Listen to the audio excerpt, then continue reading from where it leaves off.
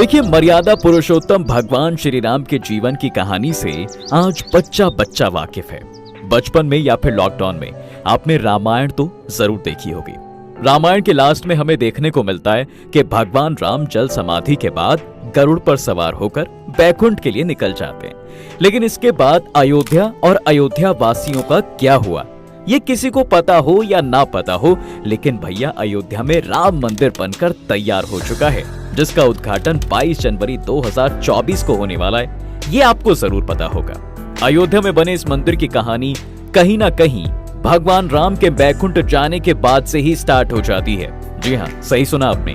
जब इनके पुत्र कुश के द्वारा अयोध्या में राम मंदिर निर्माण करवाया जाता है। अयोध्या में राम लला की प्राण प्रतिष्ठा को लेकर तैयारियां जोरों पर हैं, जिसमें सभी दिग्गज नेताओं के साथ फिल्म इंडस्ट्री के कलाकार भी शामिल होंगे। लेकिन क्या आपको इस मंदिर के इतिहास के बारे में पता है? अगर नहीं तो आज हम इस वीडियो में आपको बताएंगे कि कहां से शुरू हुई ये कहानी और इस कहानी में कब कब क्या क्या हुआ था। देखिए, भगवान राम के बैकुंठ जाने के बाद इनकी 44 पीढ़ियों ने अयोध्या पर राज किया। जब राम के पुत्र कुश अयोध्या के राजा थे तो इन्होंने भगवान राम की जन्म स्थली पर एक जन्मभूमि मंदिर के साथ साथ कई छोटे छोटे मंदिर बनवाए।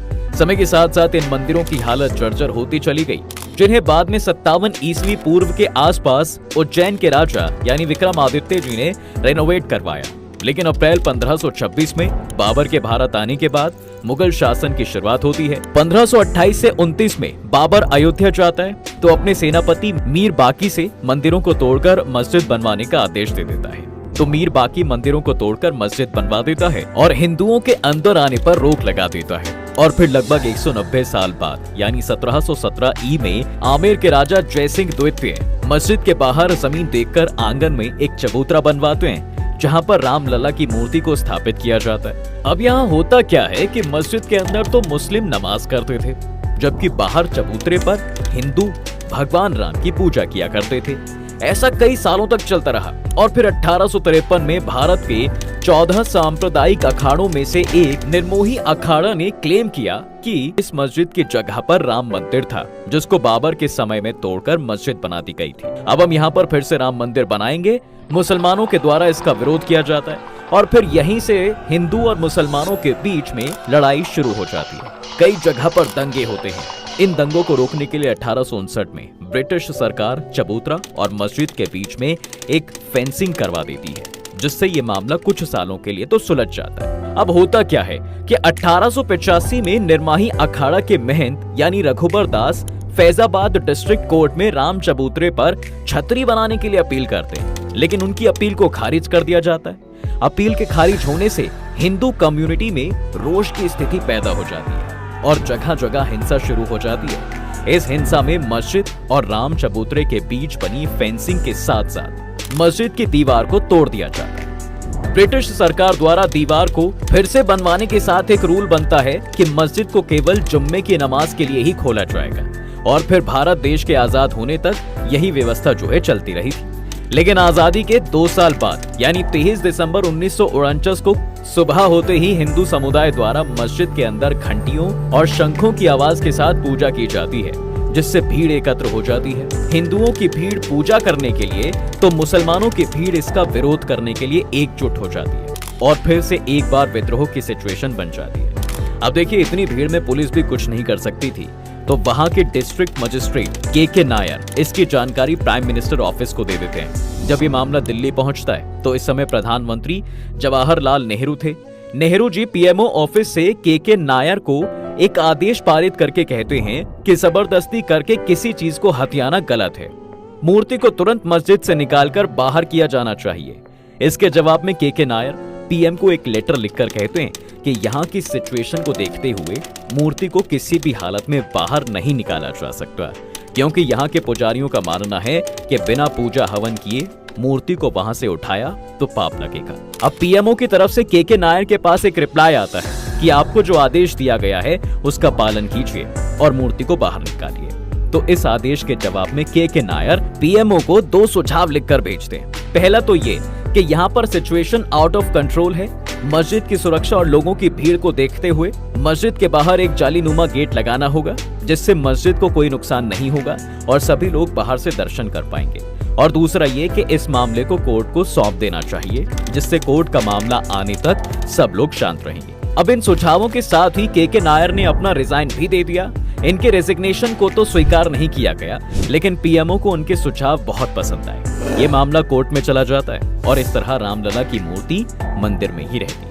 अब भैया हिंदू पक्ष से तो निर्मोही अखाड़ा और मुस्लिम पक्ष से सुन्नी वक्फ बोर्ड दोनों के द्वारा एक केस फाइल किया जाता है, जिसमें निर्मोही अखाड़ा कहता है कि यहाँ पर शुरुआत से ही राम मंदिर था और अब तो मूर्ति भी निकल आई है, तो इसका पूरा अधिकार हमें दे दिया जाए ताकि हम यहाँ पर राम मंदिर बना सकें। वहीं सुन्नी वक्फ बोर्ड दावा करता है कि यहाँ पर शुरुआत से ही मस्जिद रही है, इसका पूरा कंट्रोल हमें मिलना चाहिए। तकरीबन 20 से 25 साल तक ये दोनों केस कोर्ट में रहते हैं।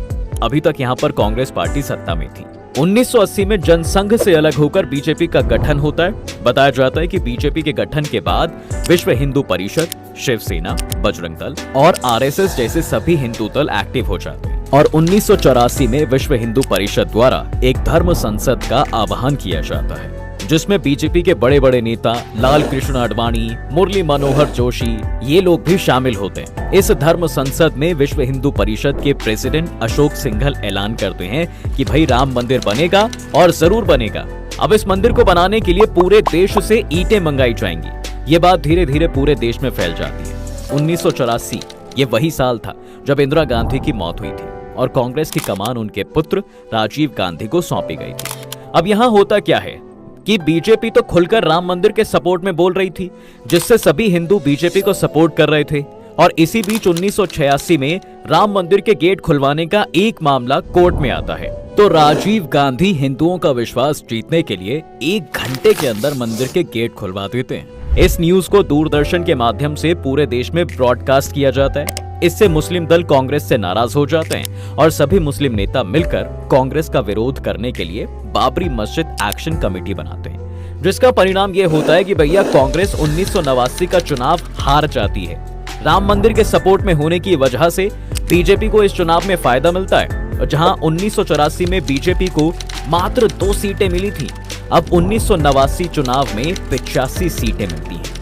नेशनल फ्रंट के नेता वीपी सिंह बीजेपी का सपोर्ट लेकर प्राइम मिनिस्टर बनते हैं। नेशनल फ्रंट की सरकार बनने के बाद बीजेपी के नेता लाल कृष्ण आडवाणी ऐलान करते हैं कि राम मंदिर के सपोर्ट में गुजरात के सोमनाथ से लेकर उत्तर प्रदेश के अयोध्या तक पूरे 10,000 किलोमीटर तक रथ यात्रा निकाली जाएगी, जो 30 अक्टूबर को अयोध्या पहुंचेगी। अब गुजरात और राम मंदिर की चर्चा हो और नरेंद्र मोदी जी का नाम ना आए, ये तो हो ही नहीं सकता। जी हाँ, बिल्कुल, इस यात्रा में गुजरात से मोदी जी भी शामिल हुए थे। इस समय मोदी जी की उम्र महज 40 साल थी। कहा जाता है कि गुजरात में इस यात्रा के प्रबंधन में मोदी जी का अहम योगदान रहा और फिर 25 सितंबर 1990 को सोमनाथ से यात्रा स्टार्ट होती है, जिसे कई राज्यों से होते हुए अयोध्या पहुंचना था। लेकिन इस यात्रा का विरोध किया जाता है और जहां जहां से भी ये यात्रा निकलती है, वहां इस यात्रा का विरोध शुरू हो जाता है। कई राज्यों में विरोध के बाद जब 23 अक्टूबर 1990 को ये यात्रा बिहार के समस्तीपुर में पहुंची, तो बिहार के चीफ मिनिस्टर और नेशनल फ्रंट पार्टी के सपोर्टर लालू प्रसाद यादव समस्तीपुर के डीआईजी को आदेश देते हैं कि इस यात्रा को रोक दिया जाए और लाल कृष्ण आडवाणी को अरेस्ट किया जाए। होता भी कुछ ऐसा ही है कि भैया डीआईजी के द्वारा बीजेपी के कुछ नेताओं के साथ आडवाणी को गिरफ्तार कर लिया जाता है और 12 दिन तक इन्हें सिंचाई विभाग के पोस्ट ऑफिस में रखा जाता है। दरअसल यात्रा शुरू होने से पहले आडवाणी ने यह कहा था कि देखता हूं किसने माई का दूध पिया है जो मेरी रथ यात्रा रोकेगा। अब यही वजह थी कि लालू यादव ने नेहले पर दहला मारकर आडवाणी को गिरफ्तार करवाया और कहा कि मैंने माँ और भैंस दोनों का दूध पिया है। इस गिरफ्तारी का परिणाम ये होता है कि भैया जैसे ही ये खबर दिल्ली पहुंचती है, तो बीजेपी वीपी सिंह गवर्नमेंट ने अपना समर्थन वापस ले लिया और जिससे वीपी सिंह की सरकार गिर जाती है। अब रथ यात्रा के बीच में हुए दंगों से नाराज होकर 30 अक्टूबर 1990 को बड़ी संख्या में कार सेवक अयोध्या पहुंचते हैं और मस्जिद के ऊपर चढ़कर अपना झंडा लगा देते हैं, जिससे हालात और खराब हो जाते हैं। इस समय उत्तर प्रदेश में मुलायम सिंह की सरकार थी, तो इस दंगे को रोकने के लिए मुलायम सिंह कार सेवकों पर गोली चलाने का आदेश दे देते हैं। इस गोलीबारी में 5 कार सेवकों की मौत हो जाती है, जिससे अयोध्या ही नहीं बल्कि पूरे देश का माहौल एकदम ऐसा गर्म हो जाता है। उमा भारती अशोक सिंघल और स्वामी वामदेवी जैसे बड़े हिंदूवादी नेता अलग अलग दिशाओं से 5-5 हजार कार सेवकों के साथ गुस्से से भरे हुए हनुमानगढ़ी की ओर बढ़ते हैं। गुस्साई हुई भीड़ को देखकर पुलिस फायरिंग शुरू कर देती है, जिसमें कई कार सेवक मारे जाते हैं और फिर इनकी लाशों को रखकर विरोध प्रदर्शन किया जाता है और मुलायम सिंह यादव को मुल्ला मुलायम का टाइटल दे दिया जाता है। और इसी का परिणाम था कि भैया 1991 के चुनाव में मुलायम सिंह को हार का सामना करना पड़ता है और उत्तर प्रदेश में बीजेपी सरकार के मुख्यमंत्री बनते हैं कल्याण सिंह। लेकिन 1991 में राजीव गांधी की मौत होने की वजह से लोगों की सहानुभूति कांग्रेस को मिलती है, जिससे सेंटर में कांग्रेस की सरकार बनती है और प्राइम मिनिस्टर बनते हैं पीवी नरसिम्हा राव। यूपी में बीजेपी की सरकार बनने के बाद 10 जनवरी 1991 को अयोध्या के पुजारियों की सहमति से 2.77 एकड़ भूमि जन्मभूमि न्याय ट्रस्ट को दे दी जाती है। ये ट्रस्ट राम मंदिर के लिए जगह बनाने के लिए कंस्ट्रक्शन चालू कर देता है, लेकिन इसका मामला पहले से ही कोर्ट में चल रहा था, जिस वजह से कोर्ट द्वारा कंस्ट्रक्शन पर बैन लगा दिया जाता है। बैन लगने के बावजूद मंदिर बनाने के लिए 1992 में फिर से कार सेवकों का आह्वान किया जाता है। इस समय यूपी में तो बीजेपी की सरकार थी, लेकिन केंद्र में कांग्रेस की सरकार थी। केंद्र और राज्य सरकारों को यह डर था कि फिर से पहले जैसी सिचुएशन ना बन जाए, इसलिए 30 अक्टूबर 1992 में प्रधानमंत्री पीवी नरसिम्हा विश्व हिंदू परिषद और सिया सुन्नी बोर्ड दोनों के लीडर्स को मीटिंग के लिए दिल्ली बुलाते हैं। लेकिन इस मीटिंग में कोई खास निष्कर्ष नहीं निकलता और विश्व हिंदू परिषद के नेता आपस में ही एक प्राइवेट मीटिंग करके 6 दिसंबर को फिर से कार सेवकों को बुलाने का ऐलान कर देते हैं। तो कांग्रेस के प्राइम मिनिस्टर यानी पीवी नरसिम्हा यूपी के चीफ मिनिस्टर कल्याण सिंह को प्रेसिडेंशियल रूल लागू करने के लिए बोलते हैं, लेकिन कल्याण सिंह आश्वासन देकर मना कर देते हैं और कोर्ट में हलफनामा देते हैं कि यहाँ पर कोई हिंसा नहीं होगी और इसकी जिम्मेदारी राज्य सरकार की होगी और किसी भी सिचुएशन में कार सेवकों पर गोलियां नहीं चलाई जाएंगी। अब देखिए 6 दिसंबर 1992 को 2 लाख से ज्यादा कार सेवक अयोध्या पहुंचे थे। इस समय बीजेपी के कुछ नेताओं पर अयोध्या आने पर रोक लगा दी जाती है और यही वजह है कि उमा भारती सिर मुंडवाकर वहां पहुंचती हैं ताकि कोई उन्हें पहचान न पाए। उमा भारती के अलावा अटल बिहारी वाजपेयी जी, अशोक सिंघल, लाल कृष्ण आडवाणी जैसे सभी बड़े नेता अयोध्या पहुंच जाते हैं और फिर ये भीड़ 5 बजे तक मस्जिद के तीनों गुंबद को तोड़कर मेन गुंबद की जगह पर एक छोटा सा मंदिर बनाकर रामलला की मूर्ति वहां पर रख देती है, जिस वजह से हिंदू और मुस्लिम लोगों के बीच दंगे होने शुरू हो जाते हैं और राज्य सरकार द्वारा की गई सारी व्यवस्थाएं फेल हो जाती हैं। हजारों की संख्या में लोगों की मौत होती है और सेंट्रल गवर्नमेंट द्वारा यूपी में प्रेसिडेंशियल रूल लागू कर दिया जाता है, जिसके बाद कल्याण सिंह मुख्यमंत्री पद से अपना इस्तीफा देते हैं।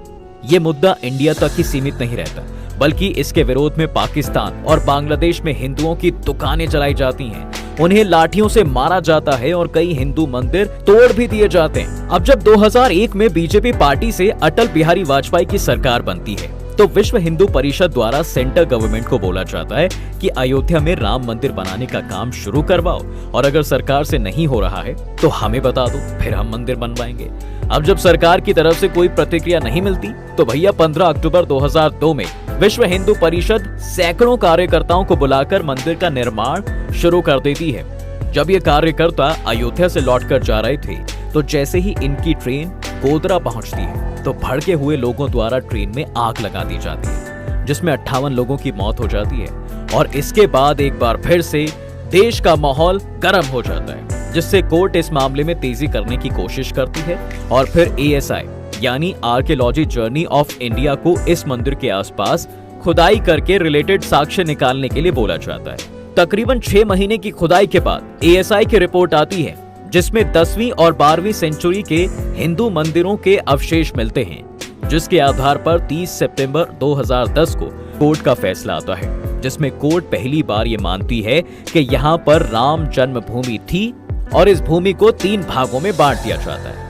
सीता रसोई और चबूतरा निर्मोही अखाड़ा को दिया जाता है, सेंटर एरिया राम भूमि न्यास को दिया जाता है और बाकी का एरिया सुन्नी वक्फ बोर्ड को दे दिया जाता है। लेकिन कोई भी पक्ष इस फैसले पर अग्री नहीं करता है और 2011 में ये मामला सुप्रीम कोर्ट के पास चला जाता है और लगभग फिर से 6 साल तक सुप्रीम कोर्ट में पेंडिंग रहने के बाद 2017 में इस केस की सुनवाई शुरू होती है और लगभग 2 साल के बाद यानी 9 नवंबर 2019 को 5 जजेस की एक बेंच के द्वारा ASI की रिपोर्ट के आधार पर तकरीबन 2.77 एकड़ जमीन राम जन्मभूमि ट्रस्ट को दे दी जाती है, लेकिन इसका मालिकाना हक केंद्र सरकार के पास ही रहेगा और उत्तर प्रदेश सरकार को आदेश दिया जाता है कि मुस्लिम पक्ष को इस जमीन से दूर किसी और जगह 5 एकड़ जमीन सुन्नी वक्फ बोर्ड को मस्जिद बनाने के लिए दी जाए।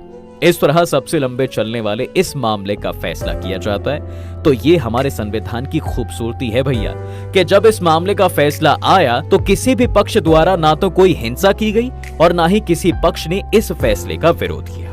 और फिर 5 अगस्त 2020 को प्रधानमंत्री नरेंद्र मोदी अयोध्या पहुंचकर मंदिर का शिलान्यास करते हैं, जिसके बाद मंदिर बनना शुरू हो जाता है। खैर, अब वो समय आ गया है कि जब अयोध्या में रामलला विराजमान होंगे और इसके लिए 22 जनवरी 2024 का समय निर्धारित किया गया है। रामलला की प्राण प्रतिष्ठा में शामिल होने के लिए प्रधानमंत्री मोदी सहित अरुण गोविल, अमिताभ बच्चन, अक्षय कुमार, अनुपम खेर, माधुरी दीक्षित, रजनीकांत जैसे कई कलाकारों को इनविटेशन भेजा गया है। आज की वीडियो में फिलहाल बस इतना ही। रामलला के बारे में ये पूरी जानकारी आपको कैसी लगी, कमेंट करके हमें जरूर बताएं। आप सुन रहे हैं बिंदालाल शाह की प्रस्तुति